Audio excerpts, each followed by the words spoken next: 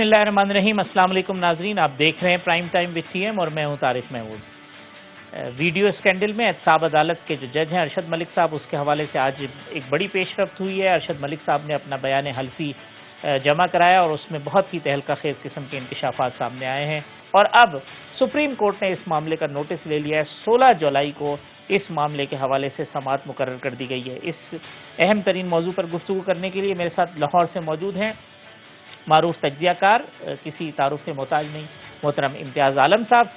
यहाँ इस्लामाबाद स्टूडियो में मेरे साथ मौजूद हैं सीनियर सहाफ़ी तज्जियाकार आमिर ज़िया साहब और कुछ ही देर में कराची से मुझे ज्वाइन करेंगे मारूफ एंकर वसीम बादामी साहब।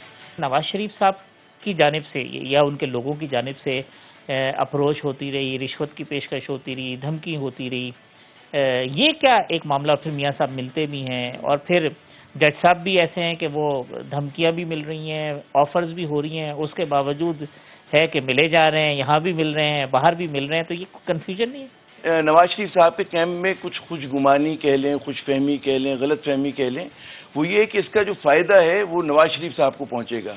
लेकिन अगर जो मेरी कुछ कानूनदानों से बात हुई, वकील हजरात से बात हुई, तो इसमें ज़्यादा खदशा इस बात का है कि मियाँ नवाज शरीफ साहब की नून लीग के उनके कुछ जो अच्छे उनके साथी हैं, करीबी रुफ़क़ा हैं, उनकी मुश्किलात में तारिक साहब इजाफा हो जाएगा।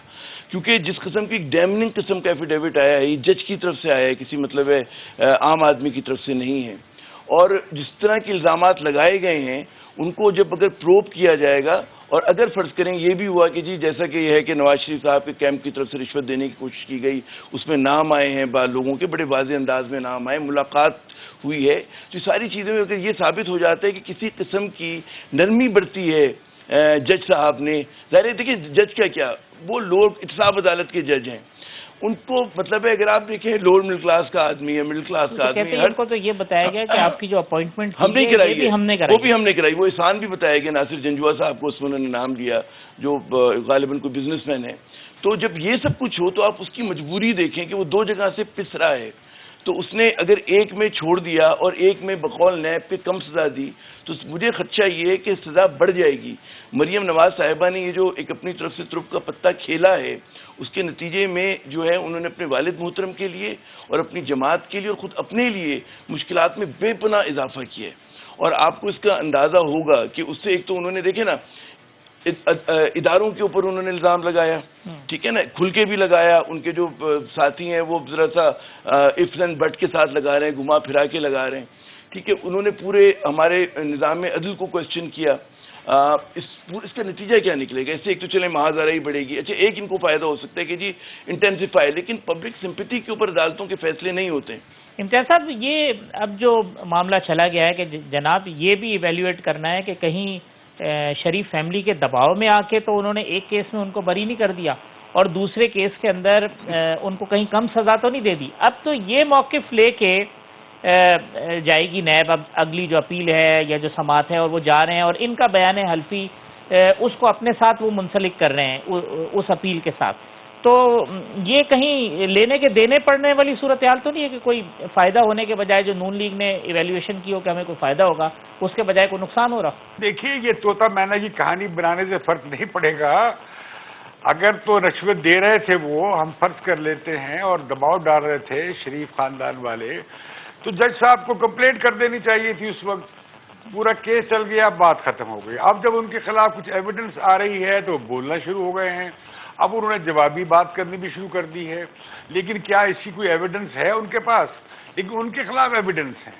मैं समझता हूं कि अभी पूरी तरह हकाइक सामने शरीफ खानदान वाले नहीं लेकर आए हैं। वो नहीं चाह रहे हैं, गालिबन मेरा ये असेसमेंट है कि उनका सुप्रीम कोर्ट से झगड़ा हो और इदारों से झगड़ा हो, और अगर ये पुश किया जाएगा तो वो बातें सामने आएंगी और रियासती इदारों पे उंगलियां नहीं, बहुत कुछ उनकी तरफ उठेगा। तो मैं समझता हूं कि इसके लिए बजाय इसके कि इसे कवर अप किया जाए और इसके लिए जवाबी कहानियां घड़ी जाएं और वगैरह, बेहतर यही है कि इन टेप्स का ये हासिल की जाए, इनका फोरेंसिक ऑडिट हो और जो जज साहब कह रहे हैं उसकी भी तफ्तीश करा ले।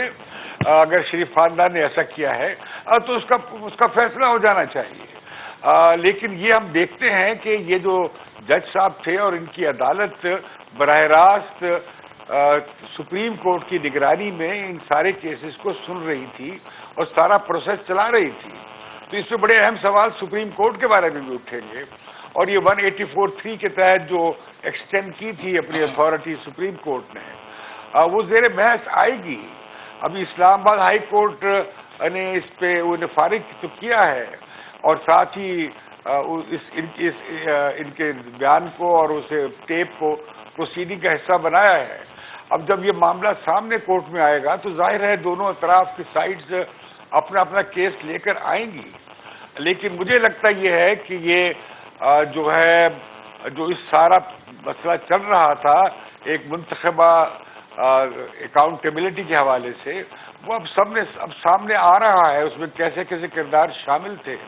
تو میں سمجھتا ہوں کہ اس سے بہت بڑی ایک ڈرامائی سیاسی تبدیلی آنی ہے ملک میں. ڈاکٹر صاحب کیا اس کی لیگل پوزیشنز ہیں اس حوالے سے، کس طرح سے آپ دیکھ رہے ہیں اس کے قانونی نکات پہ ذرا روشنی ڈالیے. ایک تو پہلو ہے پرسپیکٹو آف عدلیہ کی انڈیپینڈنس، وہ بہت بری طرح مجروح ہوئی ہے اور جو لوگوں کا اعتماد ہے عدلیہ میں وہ بھی بہت نیچے آیا ہے. جیسے کبھی شروع میں جو ادارہ تھا اکاؤنٹیبلٹی کا، اس سے بڑا اعتماد تھا، آج وہ نہیں ہے. تو ایسے جو واقعات ہیں ان سے مجروح ہوتا ہے جو لوگوں کا اعتماد ہے. لیکن یہ جو ایفیڈیوٹس آ رہے ہیں، یہ درخواستیں آ رہی ہیں، بے شک ساتھ لگا دیا گیا تا وقت کہ یہ شہادت کا حصہ نہ بنے. میں نہیں سمجھتا عدالت ان کو بورے کار لاتے ہوئے کوئی فیصلہ کر پائے گی. یہ ویسے تو عدالت کے بڑے وسیع اختیار ہیں، لیکن بعدی نظر عام کیس ہے اس میں دفعہ 428 ہے جس کے تابع ایڈیشنل ایویڈنس آ سکتی ہے، لیکن it has to go through process of evidence through evidence act. وہ تو استعمال نہیں ہوئی نا جی. تو حلفی بیان دے دینا جو ہے وہ کافی نہیں ہے، لیکن جب تحقیق ہوگی تو report that report can be very effective. Doctor صاحب یہی بات دوسرے اینگل پہ بھی تو کہہ رہے تھے کہ جو اگر مسلم لیگ نون نے ایک پریس کانفرنس کر دی ہے، کوئی ویڈیو دکھا دی ہے، اس سے ایک پولیٹیکل پوائنٹ اسکورنگ ہو سکتی ہے. عامر زیاد صاحب کہہ رہے تھے کہ کوئی سمپیتھیٹک ویو کوئی حاصل کرنا چاہ رہے ہوں وہ مل سکتی ہے، لیکن اس کی لیگل پوزیشن تو کوئی نہیں ہوگی کیونکہ عدالت اس کو کیسے کنسیڈر کرے گی، جبکہ نون لیگ کہتی ہے کہ نہیں جی ہم اس وجہ سے تو سارا معاملہ اڑ جائے گا کیونکہ ہم نے پروف کر دیا. تو خالی وہ ویڈیو دکھانے سے ان کی تمام باتوں کی انڈورسمنٹ ہو رہی ہے. اب جو ٹرائل ہے وہ عدالت سے باہر ویڈیو ٹرائل ہو رہی ہے، اس انداز سے ہر پلیٹ فارم پہ اس کی گولیاں ہو رہی ہیں. لیکن بات کرتے ہوئے بطور لائر تو میں کہتا ہوں اس سے کوئی معنی نہیں. عامر زیاد صاحب، خالد صاحب یہ کہہ رہے ہیں کہ یہ مطلب ٹھیک ہے جب تک اس کا پارٹ نہیں بناتے کسی ایویڈنس کا تو کوئی حیثیت اس کی نہیں ہے، نہ اس بیان حلفی کی ہے نہ ان کی اس کیونکہ دیکھیں پبلک ڈومین میں ہو رہی ہے یہ ساری چیزیں نا، پولیٹیکل پوائنٹ اسکورنگ ہو رہی ہے. بات یہ قانونی لڑائی کو قانونی طریقے سے لڑنا چاہیے. ہوا یہ ہے کہ مسلم لیگ نون کو یہ جو مکہ تھا یہ لڑائی کے بعد یاد آیا. اگر ان کے پاس یہ چیز پہلے سے ہوتی اور یہ عدالت میں بطور مطلب ہے اس کو ایویڈنس پیش کر دیتے تو فائدہ بھی ہوتا. اب انہوں نے وہی کام کیا کہ جناب مطلب ہے پبلک ہم ایک اپروچ کریٹ کر دیں گے. دیکھیں ہمارے ملک میں ایک سیاسی مافیا ہے، سیاسی اسٹیبلشمنٹ ہے جس کا بڑا کہتے ہیں منظم قبضہ ہے. اس کا مطلب میڈیا کے اندر اس کے حواری ہیں، اس کے مطلب شٹر پاور اس کے ساتھ ہے، سرمایہ دار اس کے ساتھ ہیں. تو وہ لوگ ایک عرصے سے کوشش کر رہے ہیں کہ کسی طرح سے انڈرمائن کریں پاکستان کو اور پاکستان کے اداروں کو، جس کا اشارہ بھی ہمارے امتیاز صاحب نے بھی دیا. یہی کہہ رہے تھے نا کہ اداروں کو، تو اداروں کو انڈرمائن کرنے کی پوری کوشش ہے. وہ چاہتے ہیں کہ عوام میں اور اداروں کے اندر کوئی ایک طرح کا فرکشن کریٹ ہو جائے، اور ایک بہت بڑی سازش ہے اس کے پیچھے. یقیناً مطلب ہے جو پاکستان کے بدخواہ ہیں عالمی سطح پر وہ لوگ بھی انوالو ہیں. اچھا ہمارے یہاں مطلب ہے جو ایشو آ رہا ہے کہ یہ پولیٹیکل ڈومین میں آ گیا ہے، اور نون لیگ کی میرے خیال میں کمزوری ہے جو ان سے غلطی ہوئی ہے کہ وہ عدالتی مقدمات کو اس مقدمات کی طرح نہیں لڑ رہے. یہ وہی غلطی کر رہے ہیں جو بھٹو صاحب نے جب ان پہ مقدمہ چلا تھا قتل کا، کہ انہوں نے اس کو بہت زیادہ سیاسی انداز سے لڑا تھا. اگر اس کو وہ قانونی اعتبار سے زیادہ زور دیتے تو غالباً تاریخ کچھ اور ہوتی. یہ پہلے دن سے ان کے اوپر اعتراض یہی ہے کہ وہ قانونی کے بجائے سیاسی محاذ سے زیادہ لڑائی لڑ رہے ہیں. جو میاں صاحب کا پورا پاناما کیس تھا اس کے اوپر.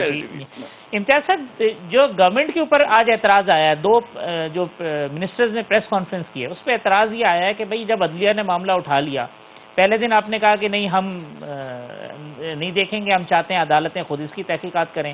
آج فروغ نسیم صاحب نے اور شہزاد اکبر صاحب نے ایک پریس کانفرنس کی ہے، اس کے اوپر جو ہے وہ جو پولیٹیکل اپوننٹ ہیں وہ کہتے ہیں جناب یہ حکومت بار بار یو ٹرن لے رہی ہے، یہ اس معاملے سے علیحدہ ہو گئی تھی پھر کود گئے. ان کا کیا جواز بنتا ہے کہ ارشد ملک صاحب کے بیان حلفی کو ڈیفینڈ کرنے کے لیے 2 منسٹرز آ جائیں؟ آپ کی کیا رائے ہے؟ دیکھیے یہ بہت سادہ بات ہے کہ یہ سیاسی ڈومین میں کیوں لڑا جا رہا ہے. اب بھٹو صاحب کو پھانسی نہیں ہوتی اگر وہ سیاسی طور پہ نہ لڑتے. اور جیسے نسیم حسن شاہ کا ہمارے بڑے اعلیٰ ادارے کے جو چیف جسٹس تھے ان کا انٹرویو انہوں نے ضرور دیکھا ہوگا کہ کس طرح دباؤ میں آ کر انہوں نے فیصلہ کیا اور اپنے مفاد کے لیے.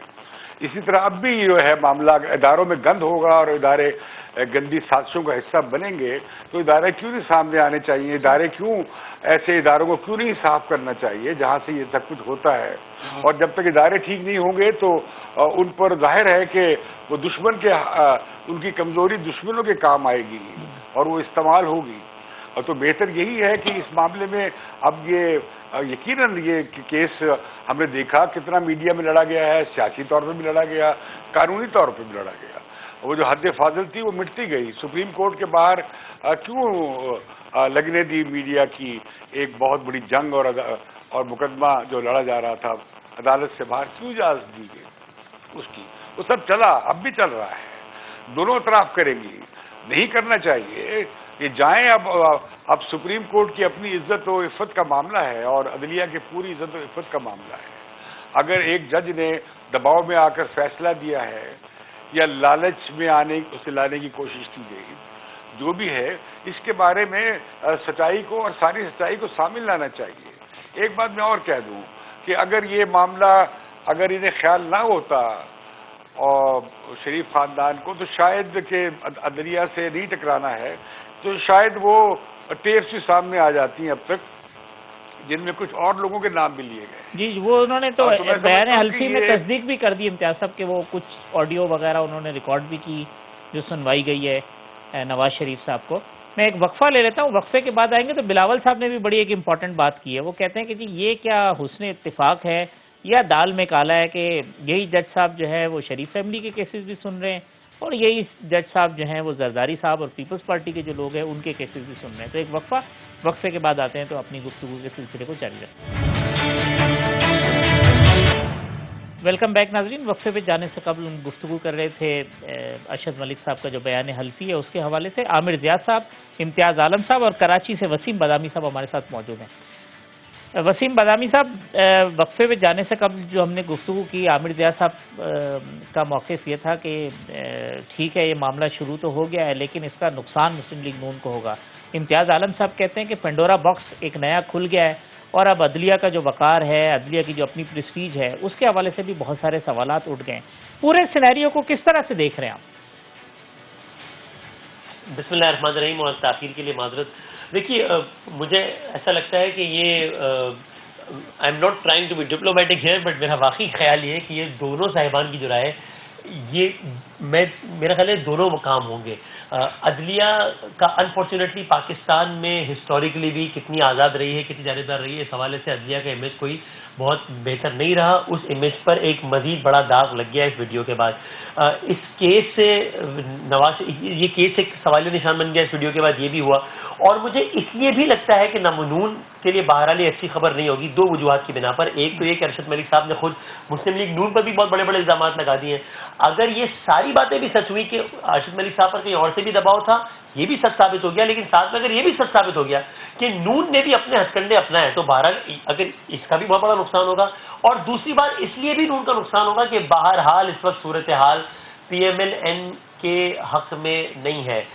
بہرحال جو فیصلہ سازی جہاں زیادہ ہے وہ معاملات کسی بھی طور پر نون لیگ کے فیور میں نہیں ہے، چاہے وہ سیاسی حوالے سے ہو، چاہے وہ پارلیمانی حوالے سے ہو، چاہے وہ اداروں کے حوالے سے ہو.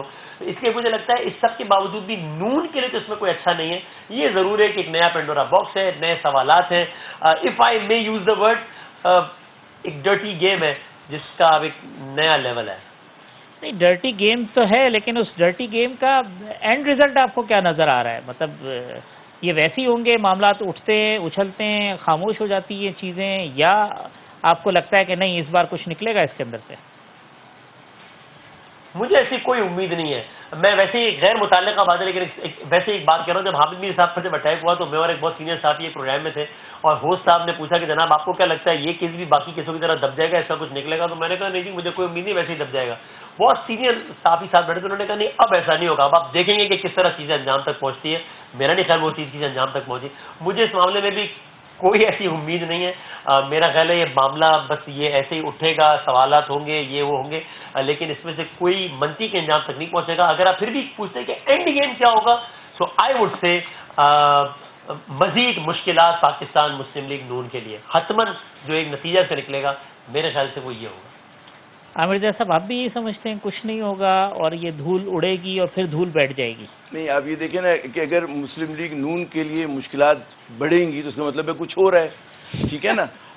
یہ بھی ہو رہا ہے کہ مطلب ہے جو ہم کہتے ہیں کہ جس ملک میں جو سیاسی مافیا ہے جس نے جس طرح سے اس ملک کو گرفت میں لیا ہوا اس کا اگر احتساب ہو رہا ہے تو بڑی خوشائند بات ہے, ہمیں خوش ہونا چاہیے اس چیز کے اوپر. اور یقیناً جو احتساب کا پہیہ یہاں پہ نہیں رکنا چاہیے, اس کو پھیلنا چاہیے. لیکن آپ یہ نہیں کہہ سکتے کہ ہر ریاست کی ہر انسٹیٹیوشن کی ایک اپنی کیپیسٹی ہوتی ہے. نقطۂ آغاز 1 پر آ گئے, انشاءاللہ 2, 3, 4 پہ بھی پہنچیں گے کسی نہ کسی دن. لیکن اگر آپ یہ کہیں کہ جی نہیں جب تک 10 کو شروع نہیں کریں گے آپ 1 پہ ہاتھ نہیں ڈال سکتے, تو یہ نہیں ہوتا دنیا میں. کہیں نہ کہیں سے نقطۂ آغاز ہوتا ہے, کہیں نہ کہیں پہلا قدم ہوتا ہے. ہمارے ایک اور بڑا ہم لوگ کہتے ہیں نا شوق ہے ہمیں ماتم کرنے کو اور اپنے اوپر تبرہ بھیجنے کا بہت زیادہ. بات یہ کہ ہمارے ملک کی عدلیہ یہ ادارے ویسے ہی جیسے تیسری دنیا کے اور دیگر ادارے ہیں, ان میں وہی کمزوریاں, وہی کہتے ہیں خامیاں یا جو ان کی اسٹرینتھ ہیں وہ ہوں گی. بات یہ کہ اس وقت جو ہے جوڈیشری ٹرائل پہ نہیں ہے, ٹرائل پر میاں نواز شریف ہیں یا ٹرائل پر وہ سیاستدان ہیں کہ جن کے اوپر لوٹ مار کا الزام ہے, ٹھیک ہے نا, جنہوں نے پاکستان کی معیشت کو تباہ کیا. تو اس وقت ان کا احتساب ہو رہا ہے. اور کیونکہ وہ لوگ انڈر پریشر ہیں اور جیسے میں نے پہلے کہا تھا کہ ان کے بہت بڑا نیٹ ورک ہے, تو وہ چاہ رہے ہیں کہ ہمارے ادارے جو ہیں وہ کسی طرح سے متنازع ہو جائیں, اور وہ کسی بھی قیمت پر ہوں, چاہے وہ ریاست کی قیمت پر ہوں, چاہے امن و امان کی قیمت پر ہوں, چاہے ملک کی قیمت پر ہوں. یہ بھیانک کھیل کھیلا جا رہا ہے. اور اس کے اندر جو ہے ہمارا میڈیا بھی استعمال ہوتا ہے ماشاءاللہ, بڑا ڈٹ کے ہو رہا ہے. لوگ جو ہیں مطلب مبالغہ آرائی کر رہے ہیں, آدھا سچ بول رہے ہیں, مکمل جھوٹ بول رہے ہیں, یہاں تک ہو رہا ہے. اور آپ دیکھیں کہ ایک بڑا سسٹینڈ لیول سے ہو رہا ہے, یہ کوئی بڑا منظم طریقے سے ہو رہا ہے, ایسا ہی نہیں ہو رہا. ورنہ دنیا بھر میں بھی کیسز ہوتے ہیں, وائٹ کالر کرائم ہے, مطلب ہے کس کو نہیں پتا کہ جناب نواز شریف صاحب نے اپنے دور حکومت میں انہوں نے اپنی سیاست کو اپنی کاروبار کو پھیلانے کے لیے استعمال کیا. کون نہیں جانتا یہ بات. ایک فیکٹری سے شروع ہوئے تھے جب سی ایم تھے, اور اس کے بعد پھر 9 فیکٹریاں کیسے لگ گئی اور 9 سے 28 اتنے مختصر عرصے میں کیسے شریف گروپ کی ہو گئی, کیا چیز ہمیں نہیں پتا. کیا وہ تمام لسٹیں لے کے بیٹھے ہیں؟ ہر جو اچھا صحافی ہے, باخبر صحافی, اس کو پتہ ہے کہ انہوں نے کیا کیا اس ملک کے ساتھ. تو مطلب ہے اس میں مطلب بلا وجہ کا ڈاؤٹ پیدا کیا جا رہا ہے. ڈاؤٹ نہیں ہونا چاہیے. ہاں احتساب کا مطالبہ کرنا چاہیے, اس کے دائرۂ کار کو پھیلانے کا مطالبہ کرنا چاہیے. اور یہ ایک اور مطالبہ کہ جو بھی انصاف ہو وہ مطلب ہے غیر جانبدار طریقے سے ہو, منصفانہ ہو, اور یہ نہ ہو کہ کسی کو جرم زیادہ کیا اور اس کی کم سزا ملے. امتیاز صاحب یہ نون لیگ کے پاس کوئی قانونی آپشن آپ کو لگتا ہے کہ محدود تھے؟ ان کے پاس جو چیزیں تھیں ان کے پاس شواہد کم تھے, جو منی ٹریل کی بات ہوتی رہی کہ جی وہ پیش نہیں کر سکے یا وہ پیش کرنا نہیں چاہتے تھے, تو وہ قانونی آپشن محدود ہونے کی وجہ سے انہوں نے سیاسی آپشن زیادہ استعمال کیے, اور اب وہ ایک ایسے رستے پہ چل چکے ہیں جہاں پہ جس کو کہیں کہ سیاسی مزاحمت یا سیاسی تصادم یا پولیٹیکل ہیٹ کی جو ایکسٹریم ہے وہ آپ کو نظر آتی ہے؟ بھئی کیا ایسی کیا مشکل بن گئی ہے؟ یہ ٹیپس آئی ہیں ان کا, سپریم کورٹ تجزیہ کرا لے فورینسک, اور اگر یہ ثابت ہو جائے کہ جج صاحب کو دباؤ میں لایا گیا ہے تو جج صاحب کو بھی فارغ کریں اور یہ کیسز بھی ریویو کریں. پھر نواز شریف کو کیوں آپ جیل میں رکھیں گے؟ اگر یہ ثابت کرنا ہے آپ نے کہ یہ بڑی مافیا ہے اور ان کے پاس بڑے پیسے ہیں اور انہوں نے بڑا دباؤ ڈالا ہے اور جج کو, شریف آدمی کو بہت ہراس کیا ہے, تو وہ اگر پہلو ثابت ہوتا ہے تو ثابت کر دیں. اس پر اتنی یہ ملک کی سلامتی کو اور اداروں کی عفت اور عصمت کو خطرات کے خلاف سازشیں جو ہو رہی ہیں اور عالمی, اس کی کہانی کس سے گھڑنے کی کیا ضرورت ہے؟ ہمیں معلوم نہیں کہ اس ملک میں کتنی بڑی بڑی مافیا جو ہے خود اداروں میں بیٹھی ہیں. کیا کچھ نہیں اس ملک میں ہوتا رہا. ایوب خان سے لے کے, ضیاء الحق سے لے کے, یحییٰ خان سے لے کے مشرف تک کیا کچھ نہیں ہوا ہے. ہمیں معلوم نہیں ہے کہ جسٹس منیر سے لے کر اور جسٹس نسیم حسن شاہ سے لے کر اور پچھلے چیف جسٹس تک کیا کچھ نہیں ہوا ہے اس ملک میں. ہم سب جانتے ہیں کوئی چیز اتنا مقدس بنا کر نہ پیش کیا جائے. ہمیں بڑا کنسرن ہے, ہمیں بڑی پریشانی ہے اس ملک کے لیے, اس عوام کے لیے کہ ہمارے ادارے آئین اور قانون کے حساب سے چلے اور عدالتیں انصاف دے. اور اگر نواز شریف کے خلاف کرپشن کا کوئی ایسا مدعا ہے, کوئی ایسا الزام ہے جس کے لیے کوئی ثبوت ہیں, انہیں اقرار باقی سزا دی جائے. انہیں کیوں معاف کیا جائے؟ کسی بھی کرپٹ کو کیوں معاف کیا جائے؟ اس کے لیے کوئی دفاع کا انہیں اس سے حق ہے ہر آدمی کو اپنے قانونی دفاع کرنے کا. لیکن اگر آپ یہ کہانی مان لی جائے کہ جو ان ٹیپس میں سامنے آ رہی ہے کہ دباؤ ڈالا گیا ہے, تو یہ بہت خوفناک چہرہ سامنے آئے گا. ایک بہت بڑی خوفناک, دنیا بھر میں کہاں یہ ادارے کام کرتے ہیں, دنیا بھر میں کہاں پارٹیاں توڑی جاتی ہیں, دنیا بھر میں کہاں ہارس ٹریڈنگ ہوتی ہے, دنیا بھر میں کہاں لوٹے اکٹھے کر کے ایک پارٹی میں شامل, دنیا بھر میں کہاں الیکشنز میں انجینئرنگ ہوتی ہے, دنیا بھر میں کہاں سارے میڈیا کو دبا کر اس کی زبان بند کر دی جاتی ہے. یہ دیکھیں, یہ نہیں ہوتا. یہ ہم دیکھتے آئے ہیں, یہ کوئی نئی بات نہیں ہے. اور ہم کوئی کسی پارٹی کے لیے میں بات نہیں کر رہا ہوں, میں بات کر رہا ہوں کہ پاکستان میں ایک بڑا شفاف, جمہوری, آئینی, ذمہ دارانہ نظام ہونا چاہیے اور شہری کو تحفظ بھی ہونا چاہیے اور اس کا حقوق بھی ہونے چاہیے. اور اس میں سبھی کی اکاؤنٹیبلٹی ہونی چاہیے. کوئی ماورا نہیں ہونا چاہیے احتساب کے عمل سے. عدلیہ کا جج ہے وہ کیوں قانون سے اور آئین سے اور احتساب کے شفاف عمل سے وہ کیسے بالا ہو جائے گا؟ یہ کوئی اور بھی کسی بھی ادارے کا شخص ہو. تو میں یہ کہہ رہا ہوں کہ یہ جو اگلا وقت آ رہا ہے, اس میں تو بہت میڈیا کے لیے صبح شام کہانیاں ہوں گی, اس پر بحثیں چلیں گی.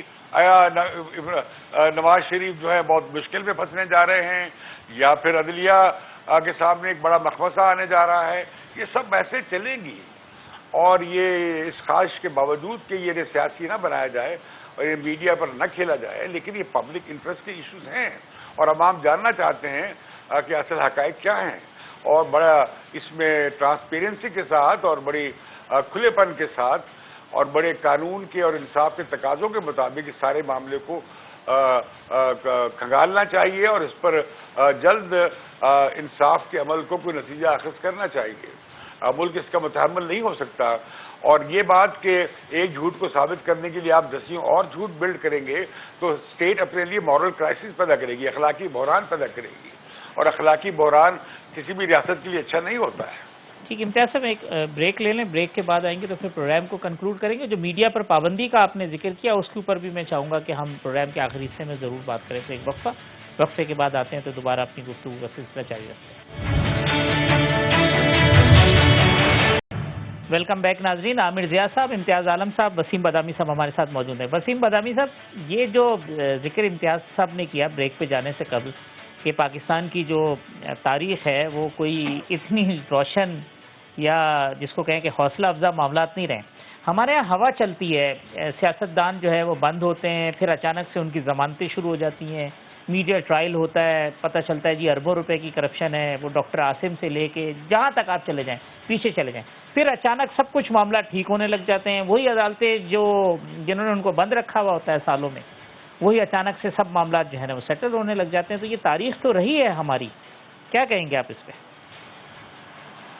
جی ہاں, ظاہر ہے یہ تو کوئی تجزیہ طلب بات بھی نہیں ہے نا, یہ تو فیکٹس ہیں. مطلب جسٹس منیر سے شروع ہوئی ہے, پھر آگے چلتے جائیے جسٹس قیوم, اور پھر اس کے آگے بھی سارے معاملات. تو اگر اس کی بنا پر کسی کی یہ رائے ہے کہ صاحب, یا کسی کو یہ خدشہ ہے کہ ایکشن ریپلے نہ ہو, تو بہرحال وہ حق بجانے میں سوچنے میں, کیونکہ یعنی بھائی پاکستان کی عدالتی تاریخ میں بھٹو کو پھانسی لگانے سے زیادہ ہائی پروفائل کیس تو کوئی نہیں ہے نا, تو اس کے بارے میں کوئی شک تو نہیں ہے نا. تو نسیم حسن شاہ صاحب نے خود ہی بتا دیا نا, وہ تو سارا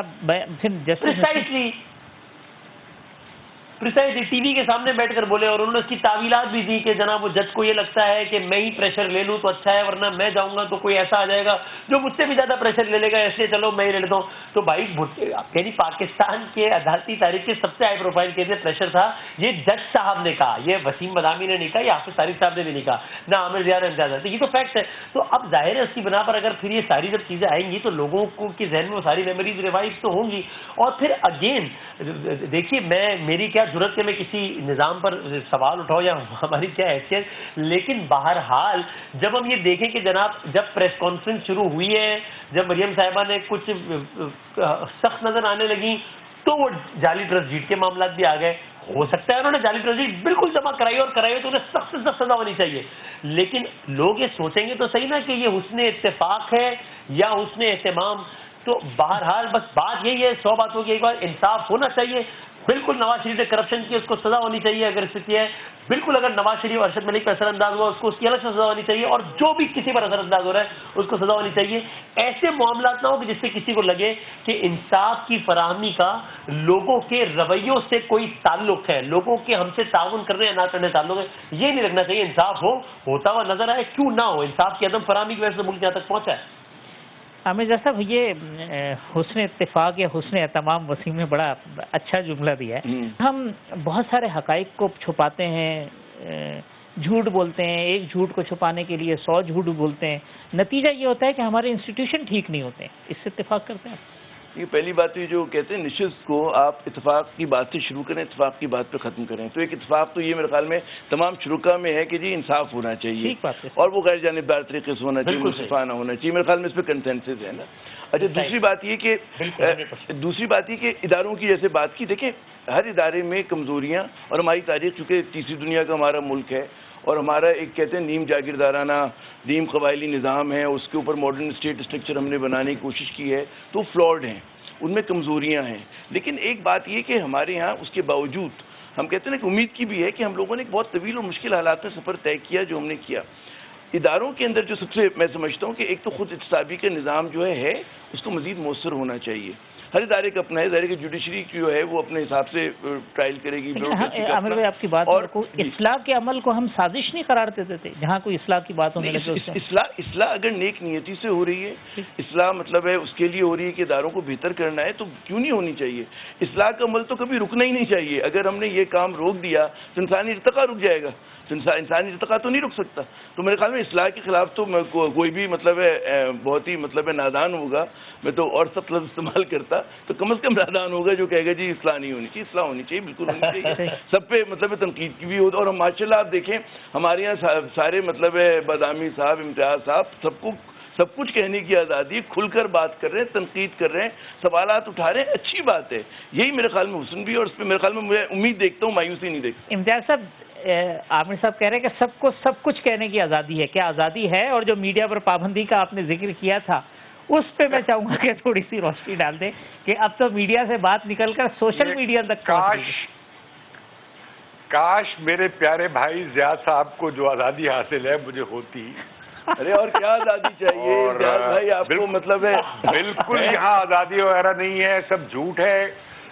آپ سب لوگوں کو کنٹرول کیا جا رہا ہے. میڈیا آزاد نہیں ہے. بات وہ کی جائے جو کسی کو طاقتور لوگوں کو اچھی لگے وہ کی جائے تو بات چلتی ہے. میں اگر اپنا پورا قصہ بیان کر دوں گا تو شاید آپ یہ پروگرام بند کر دیں گے، ایڈٹ کر دیں گے. وہ میں یہاں نہیں کرنا چاہتا. قطعی طور پہ پاکستان میں میڈیا آزاد نہیں ہے.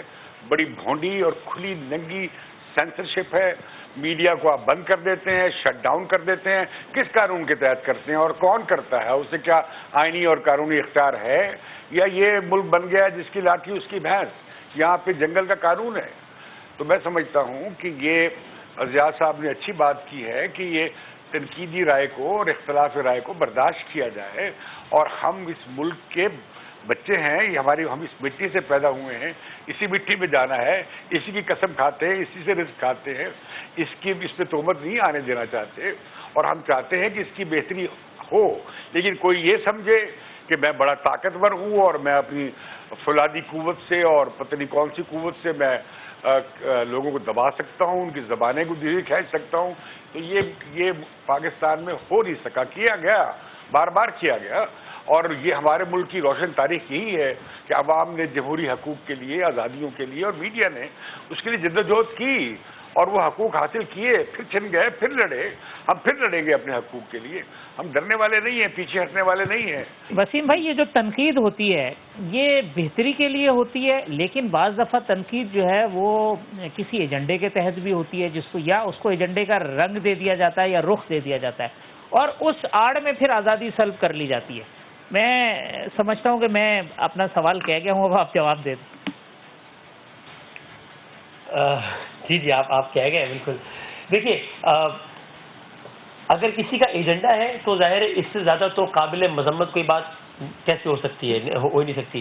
ہمیں اکثر لوگ کہتے ہیں صاحب آپ فلاں کو، یعنی یا چلیں گورنمنٹ کے حوالے سے بھی بہت سارے نوجوان میں ان سے کہہ رہا ہوں دیکھیں نئی گورنمنٹ آئی ہے آپ اس کو سپورٹ کریں. میرا خیال یہ ہوتا ہے کہ ہم کبھی کبھی سپورٹ کو تعریف کرنے سے کنفیوز کر رہے ہوتے ہیں. اگر مجھے بھی ایز این اینکر امپروو کرنا ہے تو صرف میں آپ کی تعریفوں سے ہی ایسا نہیں ہوگا کہ میری حوصلہ افزائی ہوگی اور میں امپروو کروں گا. نہیں، میں چاہوں گا کہ آپ مجھ پر تنقید کریں، ہو سکتا ہے وقتی طور پر میری حوصلہ شکن ہی ہو لیکن لانگ ٹرم میں وہی میری بہتری کے اسباب میں سے ایک بڑا سبب ہوگا. تو تنقید بھی سپورٹ کے زمرے میں آ سکتی ہے. اور جو مجھے یقین ہے کہ میرا کوئی ادارہ، میری کوئی ملک کی چیز اتنی کمزور نہیں ہے جو میری تنقید کی تاب نہ لا سکے اور اس کی سلامتی کو اس سے جو ہے وہ خطرات لاحق ہو جائے. میں امتیاز صاحب کا جو رائے تھی نا، میں اس کو سوال میں کنورٹ کر کے آپ سے پوچھنا چاہوں گا کہ کیا آپ کو سچ کہنے اور غلط کو غلط کہنے کی مکمل آزادی حاصل ہے؟ یہ بڑا معصومانہ سوال ہے آپ کا. ایک تو امتیاز صاحب کے سوال سے آپ نے اس کو اخذ کیا ہے تو میں کہوں گا کہ ہمیں بات کرتے ہوئے امتیاز نہیں برتنا چاہیے. اور آپ کے دوسرے مہمان عامر ضیاء صاحب ان کے تو نام کے آخر میں ہی ضیاء آتا ہے. اب آپ ضیاء صاحب کی موجودگی کی بجائے وہ میڈیا کی آزادی کی بات کریں. میں اس کا جواب محتاط ترین الفاظ میں دے سکتا ہوں کہ شاید حالیہ تاریخ میں، مجھے تو کوئی زیادہ وقت نہیں ہوا ظاہر اس فیلڈ میں آئے ہوئے 10-12 سال، حالیہ تاریخ میں کے اعتبار سے ہم کوئی بہت ہی کیا کہیں گے کہ کوئی آئیڈیل ٹائم شاید انجوائے نہیں کر رہے. میں اس کو اس اعتبار سے یہ کہہ سکتا ہوں. جی عامر صاحب، مطلب آپ اب میں ماضی میں بھی خیر ہوتا ہے نا، اخبارات پہ بھی پابندی لگی ہے، ساری چیزیں ہوتی رہی ہیں. ضیاء صاحب کی زمانے کے سینسرشپ سے لے کے پھر مشرف صاحب کے ٹائم میں پھر اسکرو ہونا، پروگرامز بند ہو جانا اور پھر آج کا دور. میں ایک بات کروں، یہ بدامی صاحب نے بالکل مناسب بات کی کہ آئیڈیل حالات نہیں، آئیڈیل حالات کبھی بھی نہیں ہو سکتے میڈیا کے لیے، کیونکہ ہمارا کام ایسا ہے، ہمارا کام جو ہے وہ تنقید کرنا ہے، لوگوں کو آئینہ دکھانا اور حقائق پیش کرنا ہے. لیکن جب ہم اس کی آزادی تحریر و تقریر کی بات کرتے ہیں، اس کے دو پیمانے ہوتے ہیں. ایک پیمانہ تاریخ کا ہوتا ہے، دوسرا آپ کا جغرافیائی ہے کہ جہاں پر آپ کا ملک ہے. تاریخی اعتبار سے اگر میں کہوں جی 50 کی دہائی 60 کی دہائی جب press and publication ordinance Ayub Khan لائے تھے، 70 کی دہائی جب ذوالفقار علی بھٹو کا دور تھا، ضیاء الحق صاحب کا دور اس کے بعد آیا، پھر 90 کا دور آیا جس میں نواز شریف صاحب اخبارات بند کرا دیا کرتے تھے مشرف کا. تو اس اگر میں ارتقاء دیکھوں تو میں کہوں گا کہ وہ اتنی بری حالت نہیں ہے. پاکستان کی تاریخ کا تاریخ ترین دور نہیں ہے. ہم پہ مشکلات ہیں، ہمیں اس کے لیے کھڑا ہونا ہے، بات کرنی ہے، اپنے لیے راستہ بنانا ہے. لیکن جو لوگ کہتے ہیں کہ جناب نہیں ضیاء الحق سے بدتر دور آ گیا، میرے خیال میں بہت زیادہ مبالغہ آرائی کریں یا انہیں جنرل ضیاء کا دور یاد نہیں. ایک بات. دوسری بات یہ کہ آپ جغرافیائی، اب ہم کہیں جی ہماری یہاں وہ آزادی نہیں جو بیلجیم میں ہے، جو ڈنمارک میں ہے، جو مطلب ہے آپ موازنہ کریں گے اپنے سب سے پہلے ساؤتھ ایشیا سے، بر صغیر سے. برطانیہ میں بھی لائبل اور ڈیفیمیشن کے لاز بہت سخت ہیں. ہمارے جیسے جس طرح یہاں پہ پروگرام ہوتے ہیں وہاں کر کے دکھائیے. آپ کا مطلب ہے یہ چینلز بند ہوئے ہیں، پاکستانی چینل وہاں بند ہوئے ہیں. ہم جو پروگرام یہاں دکھاتے ہیں جب نیشنل بیم پہ ان کو وہ کاٹ دیتے ہیں. کیوں کاٹ دیتے ہیں؟ کیونکہ وہاں پہ جناب لائبل ڈیفیمیشن ہے. اگر آپ بطور اینکر میرے ساتھ ناانصافی کریں گے تو میری داد فریاد ہے وہاں پر. یہاں پر نہیں ہے. یہاں پر آپ کی زبان کے آگے میدان ہے، آپ دوڑاتے چلے جائیں، کسی کی بھی ٹوپی اتار دیں، اس کے بعد جناب آپ کے جی یہ تو آزادی. بھائی جھوٹ بولنے کی آزادی نہیں ہوتی. عامر ضیاء صاحب جو بات کر رہے ہیں کہ ہم باقی معاملات میں اتنے پسماندہ ہیں اور زمین پہ ہیں، میڈیا کی آزادی کے معاملے پہ ہم آسمان پہ پہنچنا چاہتے ہیں. یہ ضیاء صاحب جو بات کر رہے ہیں اپنے پیشے کے خلاف بات کر رہے ہیں. نہیں، کیا بات، آزادی کا افق جتنا وسیع ہوگا اتنا اچھا ہے. یہی میں نے بھی کہا، اطلاعات تک پہنچ جتنا زیادہ اچھا ہے اتنا ملک کے لیے اور لوگوں کے لیے اچھا ہے. حق کے اظہار کو دبانے سے آپ کسی، یہ جو تھیری ہے نا ہم جس سٹیج پہ کھڑے ہیں وہ تو ریلیٹیولی وہ نہیں ہونی چاہیے. کیا آپ آرگو کر رہے ہیں کہ ہماری آزادی کم ہونی چاہیے؟ ضیاء صاحب یہ کہنا چاہ رہے ہیں؟ میں یہ نہیں کہنا چاہ رہا. مجھے افسوس ہوا کہ میں امتیاز صاحب یہ نہیں کہاں تعلق ہے اس بات کا. آپ اچھی مثالیں دیں. آپ نارتھ کوریا کی اور سعودی عرب کی مثالیں سنا رہے ہیں، دنیا کی سب سے بڑی ایران کی، چین کی مثالیں سنا رہے ہیں. یہ کیوں سنا رہے ہیں؟ آپ کو اچھی مثالیں سنائیں، پڑھے لکھے آدمی ہیں، آپ کو پتہ ہے. اور آپ کیوں پریس فریڈم سمجھتے ہیں کہ بہت زیادہ ہے یہاں پہ، جو کہ نہیں ہے. میں یہ نہیں کہتا ضیاء الحق جیسی حالات برے ہیں. ہم نے ضیاء الحق کا دور دیکھا ہے. میں نے 5 سال جیل گزاری ہے ضیاء الحق کے دور میں. ہم نے بالکل اب اخبارات کے صفحے خالی چھپتے دیکھے ہیں. اور صحافیوں کو کوڑے لگتے دیکھے ہیں. ویسی صورتحال نہیں ہے، لیکن یہ صورتحال اچھی بھی نہیں ہے. اور یہ بات یہ کہ اتنی قربانیاں دینے کے بعد بھی ہم اس مقام پہ کھڑے ہیں کہ جہاں ٹیلی ویژن اچانک بند کر دیے جاتے ہیں کہ فلاں پریس کانفرنس یا فلاں انٹرویو نہیں آئے گا. جتنا ہمارے یہاں ڈارک پورٹریل کیا جاتا ہے اس میں بہت زیادہ امتیاز صاحب 10 بستہ میں ایڈ کروں گا، بڑی مبالغہ آرائی کا ہم لوگ مظاہرہ کر رہے ہیں. جی گفتگو شروع کی تھی بھائی میں بے روزگار ہوں یار، 4 مہینے سے، میں 4 مہینے سے بے روزگار ہوں، ابھی مجھے جاب دلوا دو. وسیم بادامی صاحب میں آپ سے کہنا last sentence of the programme. میرا خیال ہے لاسٹ سینٹینس میں بس ویور سے شکریہ ادا کروں کیونکہ میں نہیں چاہتا کہ میں بھی بے روزگار ہو جاؤں. وسیم بادامی صاحب، امتیاز عالم صاحب، عامر ضیاء صاحب، آپ کا بہت بہت شکریہ وقت دینے کا. آئندہ ہفتے اس پروگرام کے اندر دوبارہ ملاقات ہوگی. اللہ حافظ.